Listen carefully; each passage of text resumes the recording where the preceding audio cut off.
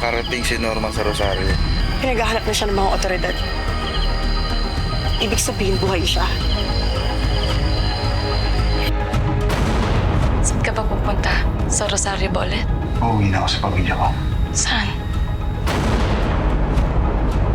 Hindi ko bibiguin ang pangako ko sa'yo, Mercy. Uuwi na ako. Mr. Wong, are you ready to talk business?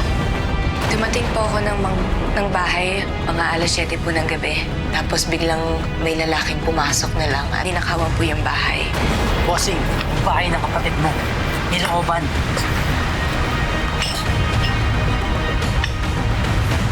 What is this business exactly? Let's just say I'm into mining. Mining for People. Bilisan niyo! Huwag kayong babagal-bagal eh!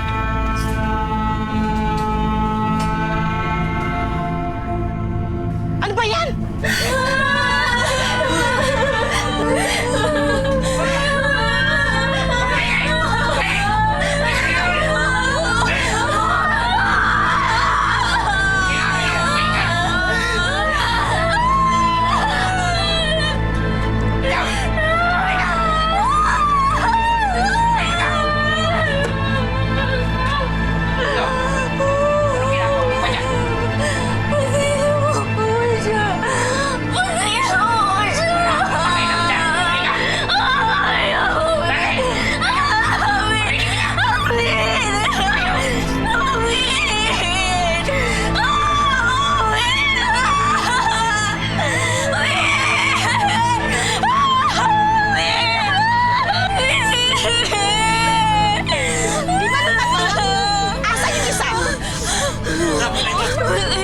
O ano bang ginagawa? Ibaba na! Baka bumao pa!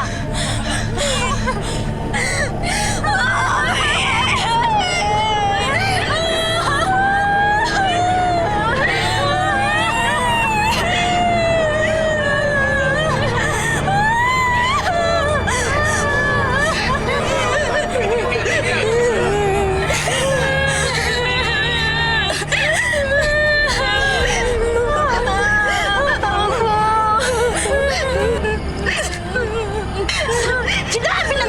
Stay!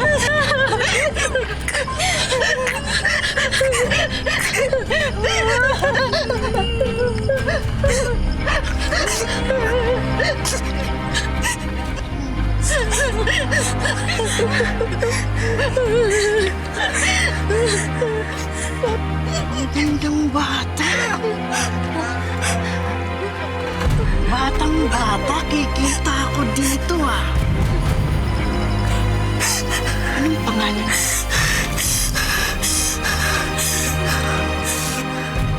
Sumagot ka!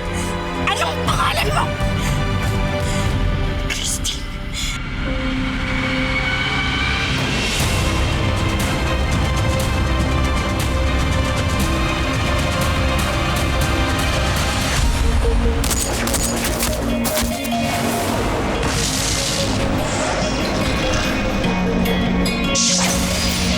Bababagsakan ka nila, papahirapan ng mga matatanggari.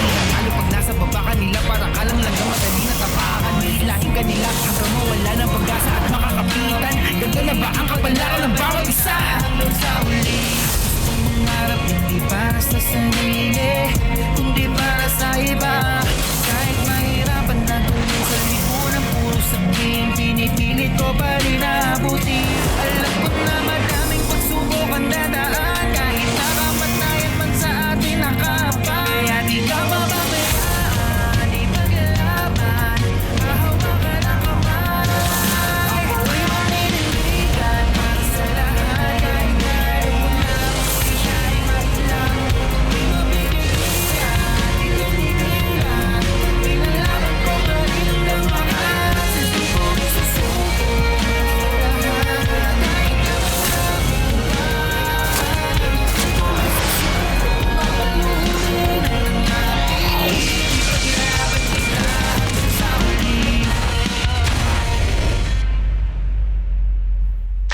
So you're a recruiter. Pinabango mo lang. So why do you need a specialized port for this? Sabihin na lang natin na yung idea ko ng workforce, may emphasis sa salitang force. As in, forced labor. So slaves. No. Forced labor. Pareho lang yan.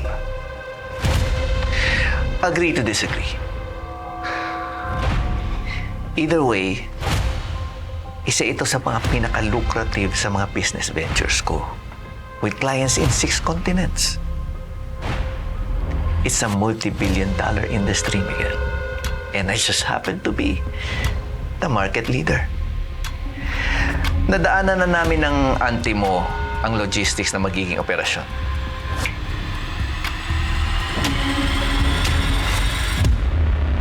As you will see here.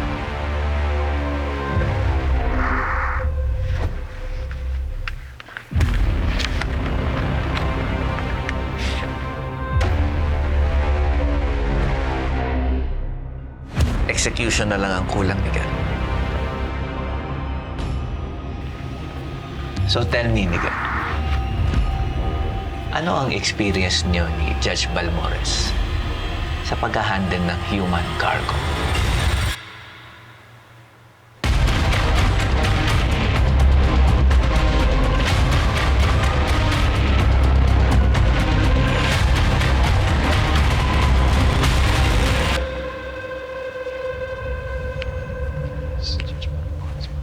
Ma'am Christina, andyan na po sila.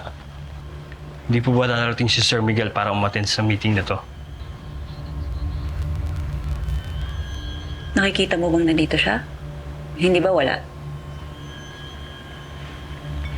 Sige na, papasukin mo na sila. Sensya na po.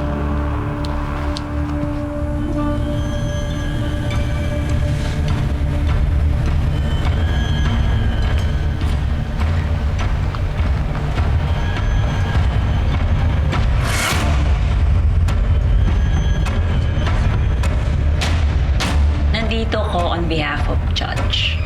Magsiyo po kayo. Asan si Judge? Sabi niya siya harap sa amin patungkol sa akban ng organisasyon after the assassination of our leaders. Hindi niyo ba narinig yung balitang nangyari sa kanya? Sa bahay niya na may shootout? Kaya ako munang magiging representative niya. So, inaasahan ko ang cooperation niyo.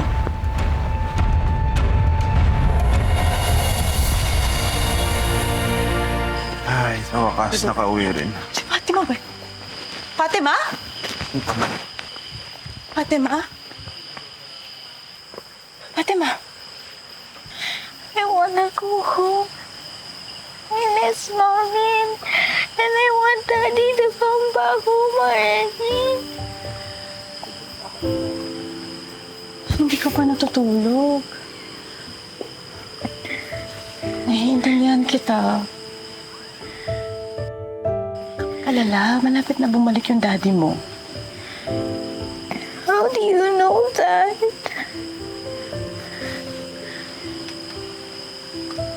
Kasi di ba nag-promise siya sa'yo? Di ba? Naalala mo yun? Nababalik siya kaagad. Kaya dapat, pag umuwi na siya, makita ka niyang nakasmile. Ayaw nun na nalulungkot ka. Huwag ka na malungkot.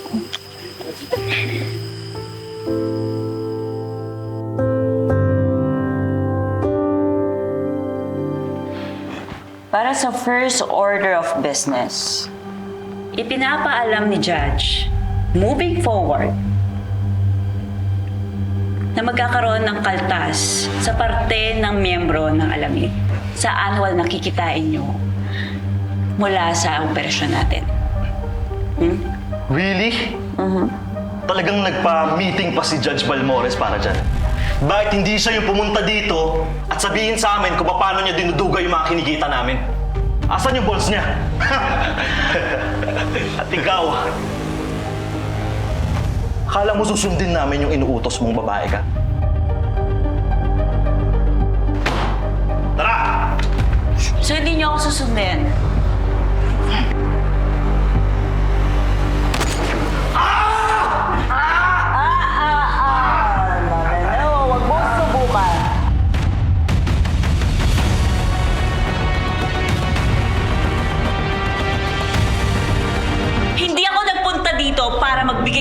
suggestion sa inyo.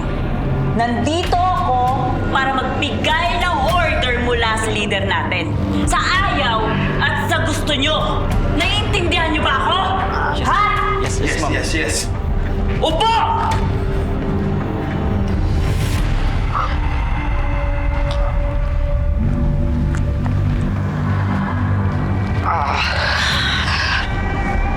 Saan na nga tayo? Ano nga ang pinag-uusapan natin, ha?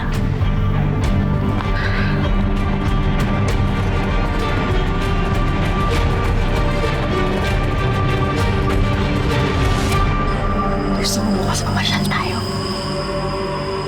Doon, sa malayo, maganda dun. I miss my mommy already.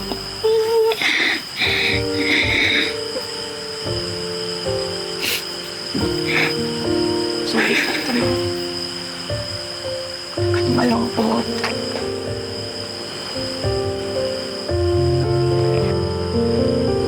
Kailangan mo na matulog. Ha? Tara.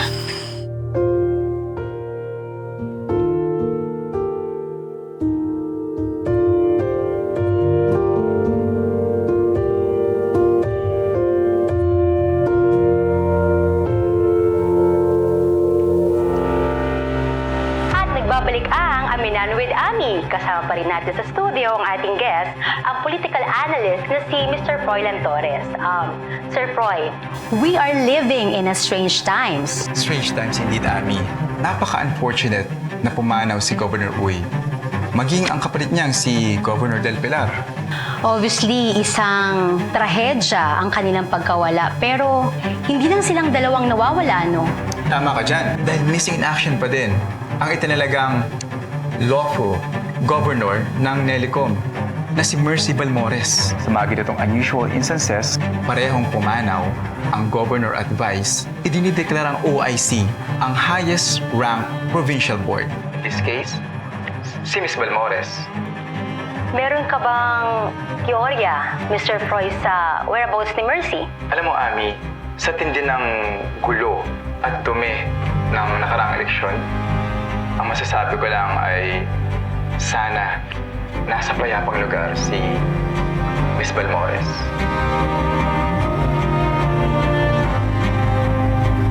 Si Mercy.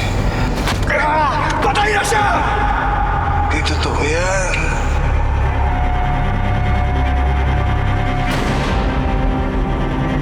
Mercy, Fatima, buong buhay ko sinikap kong protektahan kayo.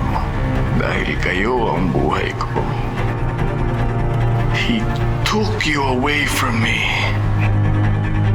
Norman, hahanapin kita. Kukunin ko sa'yo si Fatima at buburahin na kita sa mundo.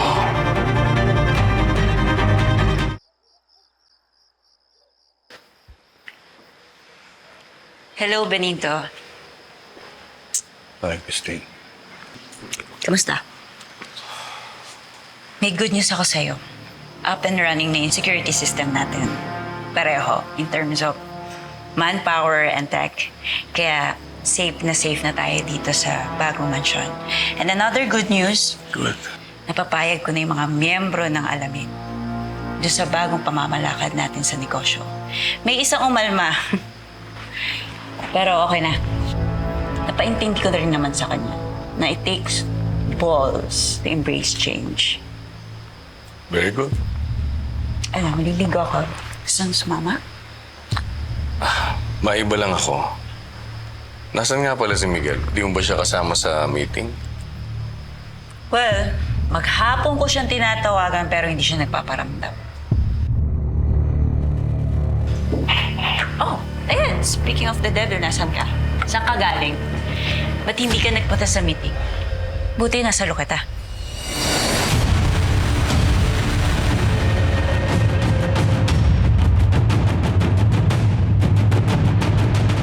Bakit? Ito nga rito yung pera na. Mag-iiba ka ba to? Hindi mo ibibenta yan. Aray, sayang naman to. Hindi bagay sa'yo. Magmumukha kang hineti dyan. Pare, pag sinakyan mo to, pogi ako nito, pare. Hindi totoo yun. Matagal ka ng pangit. Pangit sa'yo yan. Ulo ka. Hindi bagay sa'yo yan. Pre, motor ko yan. Anong motor? Kami nakakita motor mo? Sira ulo ba yata ito eh? Nakakakil ng motor. Hindi naman sa kanya yun eh. Akin yan! Akin yan, di ba? Oo, di ba? Akin yan! Sabi mo kayo, akin!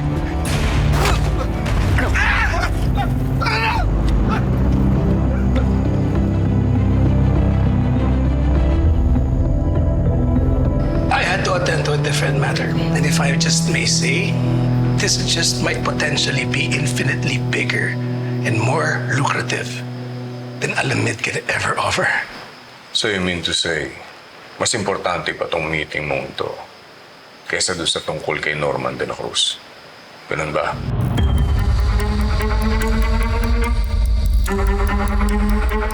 No, sir. So ano na? Ano na action natin tungkol dun sa nangyari sa kanya? Wala. Ganun-ganun lang. Alam mo, Miguel, hindi po pwedeng puro negosyo lang. Baka nakakalimutan mo. Hindi pa tayo tapos. Kinakailangan pa rin natin mahanap kung sino ang may kagagawan sa pagkamatay ni Mercy. Kinakailangan pa rin natin parusahan si Norman de la Cruz. Yes, Judge.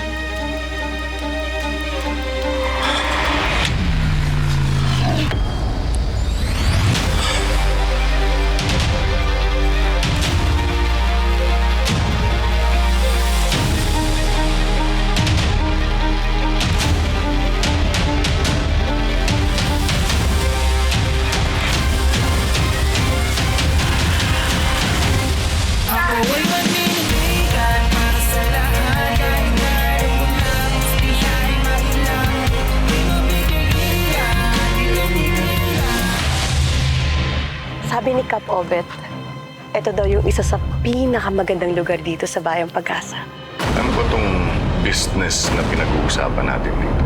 It's human trafficking. Huwag kang makinig sa kanya. Kung ako masusunod, matagal na natin katrabaho si Mr. Wong. Tama na! Kuya! Kuya! Kuya, huwag ka lang! Tita Jane!